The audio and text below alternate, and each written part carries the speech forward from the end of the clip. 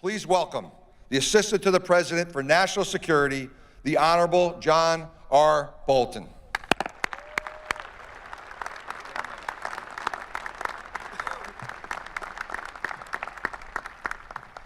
Thank you. Thank you very much, Admiral Schultz, Admiral Rendon, distinguished faculty, esteemed guests, members of the great American military, veterans, parents, family, friends, and most importantly, the outstanding men and women of the United States Coast Guard Academy class of 2019.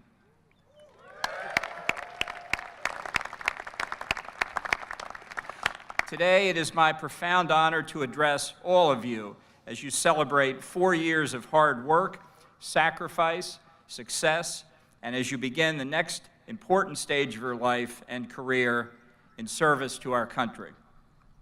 There is no armed force in the world quite like the United States Coast Guard, America's oldest continuous seagoing service. You face down criminals, terrorists, and adversaries of all kinds. You brave the high seas, sail into danger, and conquer treacherous storms. You secure our borders, stop drugs from entering our country, and capture outlaws around the globe. You keep our nation safe at home, and you defend our beloved flag abroad. Today, as you transition from first-class cadets to ensigns, you join a long line of distinguished men and women who answered the call to serve their nation with the United States Coast Guard. Some of your predecessors walked these honored grounds and sat right where you are today. Admiral Doug Fears, our outstanding Homeland Security Advisor, is a member of the Coast Guard Academy class of 1989. And of course, your Superintendent, Admiral Rendon, is a 1983 graduate of the Academy. Others, like the greatest man I ever knew, my late father, Jack Bolton, enlisted in the Coast Guard when America was in grave need of brave and noble warriors. After Pearl Harbor, my father lied about his age to join the Coast Guard. Having been born and raised in the port city of Baltimore, he was determined to go to sea to serve his country. To his great disappointment, however, my father was first assigned to shore duty. Fortunately, his stint ashore wouldn't be too long. When my father was on mess cooking duty, that would be KP to his generation, but when my father was on mess cooking duty, an officer pushed him a little too far. My father dumped the fried eggs from the skillet he was holding onto the officer's shoes.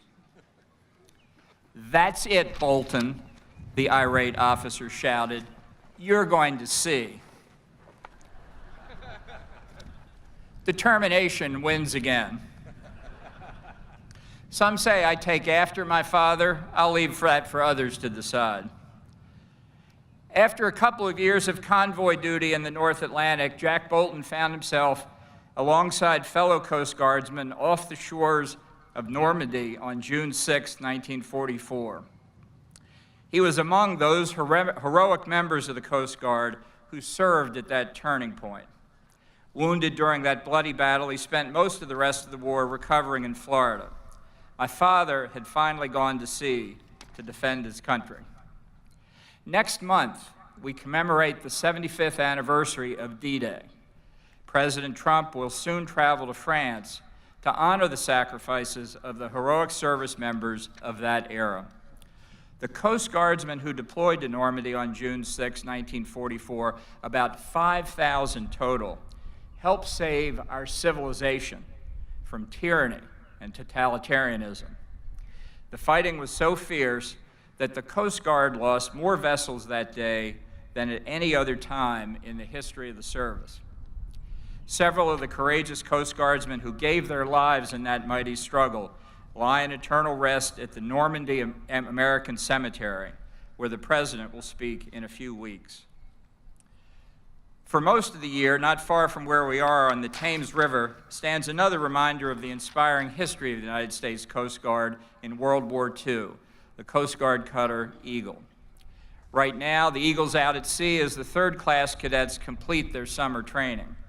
Every graduate here today has trained on this historic ship, the flagship of the Coast Guard, and every one of you, I'm sure, knows its remarkable story.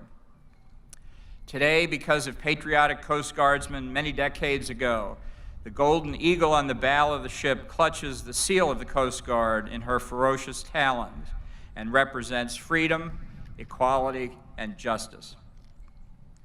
All of you graduates will be worthy heirs to this noble legacy. It is a legacy that does not come to you from a prestigious family lineage or the advantages of birth and status. This is an inheritance that each one of you has earned through your sweat, through your sacrifice, through your setbacks, and through your triumphs. You have proven yourselves deserving heirs over the past 4 years here at the Coast Guard Academy. Each one of you is now prepared to face the challenges of this century with the same grit, determination, and bravery as your predecessors. And today, as threats against the United States grow more complex, the demand for the unique expertise and unmatched breadth of the Coast Guard has never been greater. Your country needs all of those who can live up to the motto, always ready. In Asia, members of our Coast Guard are on the front lines helping enforce UN Security Council resolution sanctions on North Korea. In the Arabian Gulf, Coast Guard cutters and advanced interdiction team members are at sea conducting maritime security boardings in direct support of U.S. objectives. Off the shores of Africa, the Coast Guard is preventing piracy and providing critical law enforcement training to enable our African partners' maritime capacities. This spring, the Coast Guard cutter Polar Star returned from a 105-day deployment to Antarctica in support of what else? Operation Deep Freeze. Throughout the Western Hemisphere, the Coast Guard is standing watch off Venezuela, securing our borders, intercepting deadly drugs, preventing illegal migration, and combating transnational criminal organizations. Earlier this month, a U.S. Coast Guard cutter, the James, proudly patrolled off Venezuela's coast, rattling an increasingly paranoid Maduro regime, which no longer trusts its own military. The Coast Guard annually interdicts several hundred metric tons of deadly cocaine shipments that originate in Andean countries and are trafficked through countries like Venezuela, stopping the Maduro dictatorship and its cronies from callously profiting from drugs that kill American citizens. As we have made clear, this administration will relentlessly pressure the troika of tyranny in this hemisphere, Cuba, Venezuela, and Nicaragua, which are a source of enormous regional instability. Our Coast Guard plays a vital role in these important efforts, advancing and protecting U.S. interests in its own neighborhood. And soon, with the hope of the new polar security cutter, the Coast Guard will lead the way in reasserting American leadership in the Arctic, which has been neglected far too long. This is but the first of many icebreakers the President plans to introduce to rebuild our aging fleet.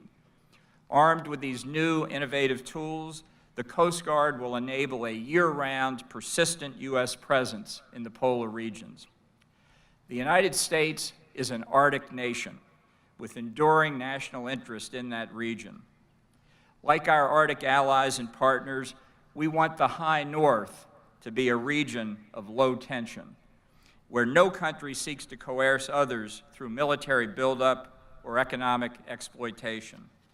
While we encourage commercially driven economic development by the international community, we need to reserve Arctic governance for Arctic nations.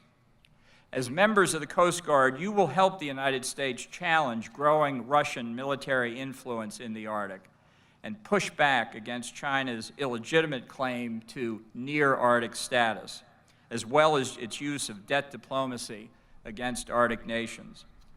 And you will provide the search and rescue and disaster response capabilities needed to facilitate greater commerce and scientific research across the high north. Every day, the Coast Guard is also hard at work partnering with the commercial maritime sector to improve cyber readiness as well as operating as a military component of the U.S. Cyber Command to deter and respond to cyber threats against our country. Here at home, we rely on the Coast Guard to support our citizens in their hour of greatest need. In 2018, the Coast Guard mobilized nearly 4,000 men and women to respond to Hurricane Florence, saving or assisting thousands of Americans.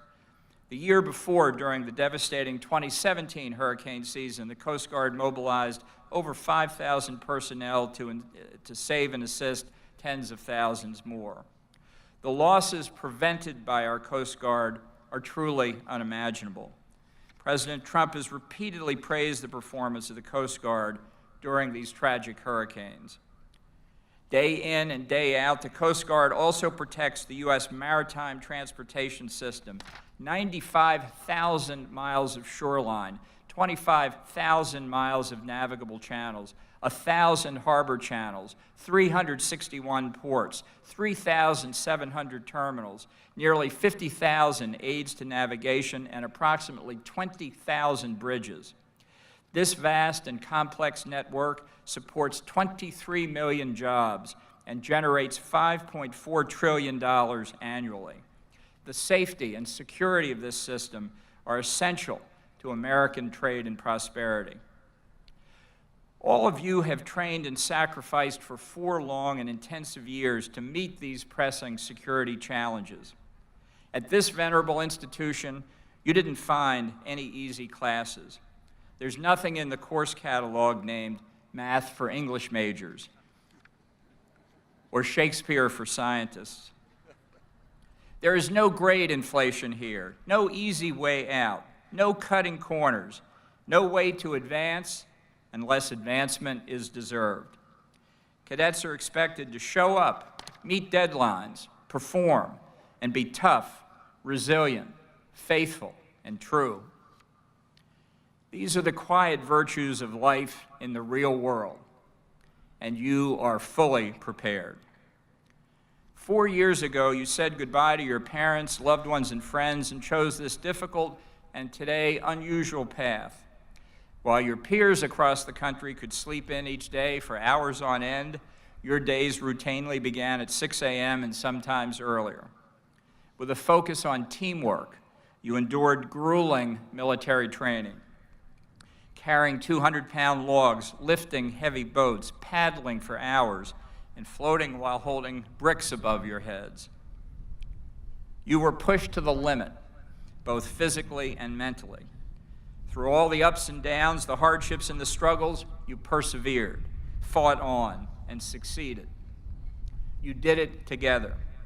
You were all here at the beginning. You arrived as individuals and now graduate as members of a high-performance team. On that first day on campus, there were more swabs dropped off than there are new officers sitting on Cadet Memorial Field today. Not everyone could endure what all of you have endured over the past 4 years. Your parents, loved ones, and friends have missed you greatly, and you have missed them. Now, I would ask the cadets now that you would please join me in thanking your parents and guardians for their sacrifice, support, and love.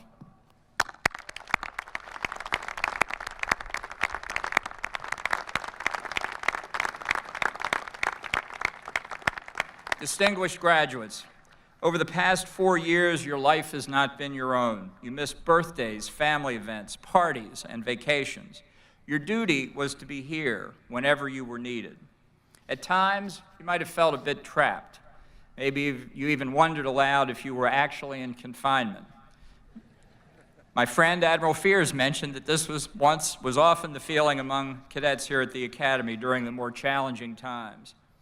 I would imagine the sentiment's not unlike what my own father felt as a young Coast Guardsman assigned to shore duty, training, waiting, hoping for the day when he could finally set sail for his country. The class of 2019 motto is Mare Vocat Fortis, the sea calls the brave. It is a motto most fitting for your profession. To all the graduates in the audience, I say to you now on this momentous occasion, after 4 long, tough, harrowing years, you are free. You are ready to sail. It is time, like my father, for you to go to sea. Thank you for your service. Thank you for your sacrifice. Thank you for your patriotism. Your nation is counting on you. Godspeed and good luck.